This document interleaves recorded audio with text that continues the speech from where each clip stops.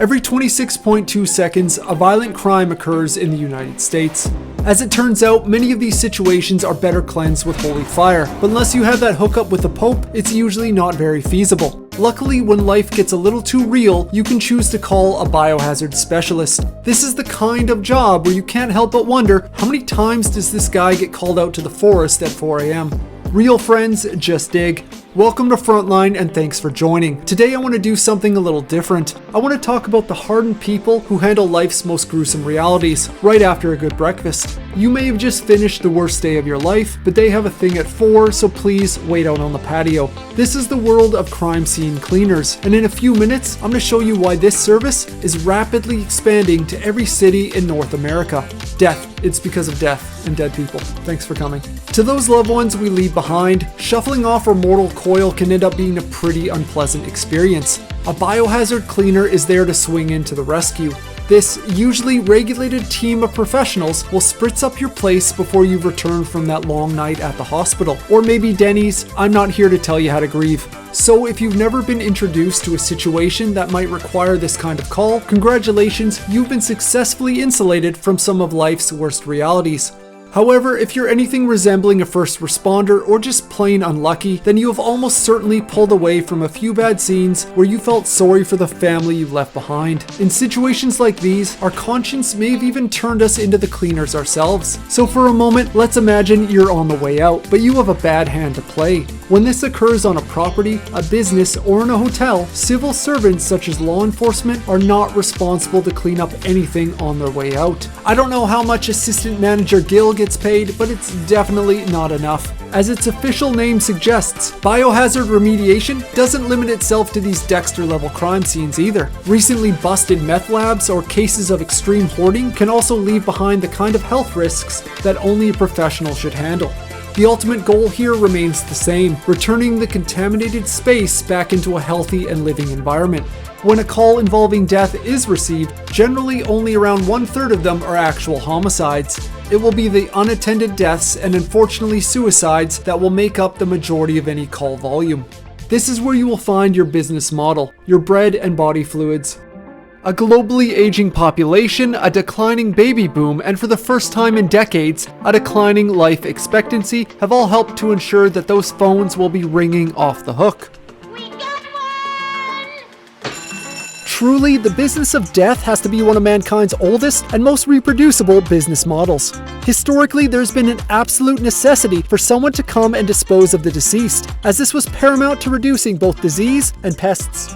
Today, that's just as true. Luckily, in that time, we have developed a little thing called occupational health and safety. Getting better! No, you're not. You'll be stone dead in a moment. Now, depending on where you live, certain aspects on exactly how the work should be completed can still be a little vague and up for interpretation. After we had an explosion of dumped human remains during our most recent diaper days, many states like California and Florida made changes to require permits before handling blood or body parts. I like to think one of these states made this decision to safeguard their residents, while the other had different concerns.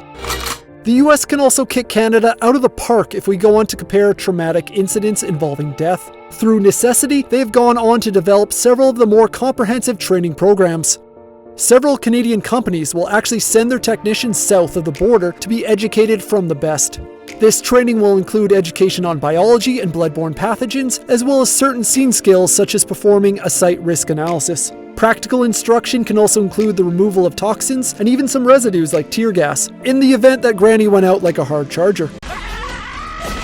Of course, not everyone gets this instruction. Less reputable companies might only offer their starting employees basic on-the-job training.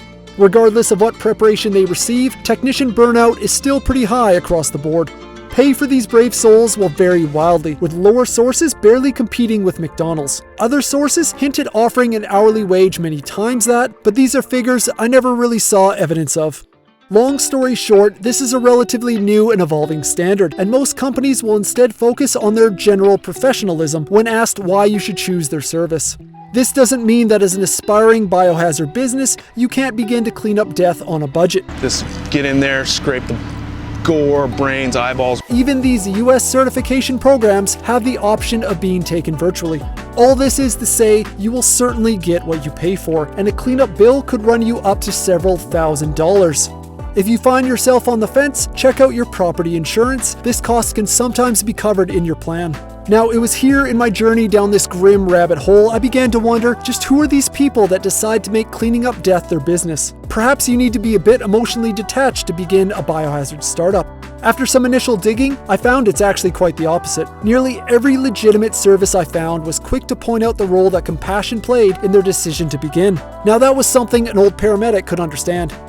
Brian Warnock was previously a firefighter and a Canadian Armed Forces medic. After one particularly bad call as a first responder, he spent hours trying to find a company that could help a family clean up their residence. He failed to find any such service. Brian quickly realized it was his experience and skills that made him uniquely suited to fill this void. And that's what he did. Finding no shortage of work, his company Trauma Scene Cleanup now employs 13 technicians. In an interview, Brian proudly boasted about how he repeatedly cleaned up locations after stabbings, shootings, and every other type of mayhem. Now surely he meant in a dark forgotten alley or in that one crusty motel. No, try everyone's favorite social spots like McDonald's and Starbucks. For Graham Dick, it was carpet cleaning that broke him into the industry. After one too many calls from desperate building managers, he decided to make the switch. Luckily, cleaning decomposing remains is an easy lateral move from pet urination and sewer backups. In both Brian and Graham's case, they admit they broke into this service to help those who had nowhere to turn. They knew they could no longer say no to those frantic calls. These are the professionals of the industry, and like Brian, many of them are retired from the emergency services or the military. They will arrive at your door in less than an hour, ready to help you take those first steps on the path to healing and closure. They act as advisors and counsel once the lights and sirens leave the scene. These are just a few of the reasons why I believe bioremediation should be a widely known service. At this point, if any of this is sounding familiar, it's probably because TV has done its part glamorizing the crime scene. However, one thing they usually skip over is the smell that comes with it. Hollywood has also tried its hand. You can take a very quick look at Quentin Tarantino's Curdled. Stop looking at me. But in my opinion, that time would be better spent watching Samuel L. Jackson's film Cleaner, which is a more entertaining adaptation. If you're looking for a not at all serious recommendation from the medium of video games, you can take a look at Viscera Cleanup Detail for a wildly inaccurate sneak peek of all the dark humor that's undoubtedly used as an employee coping mechanism.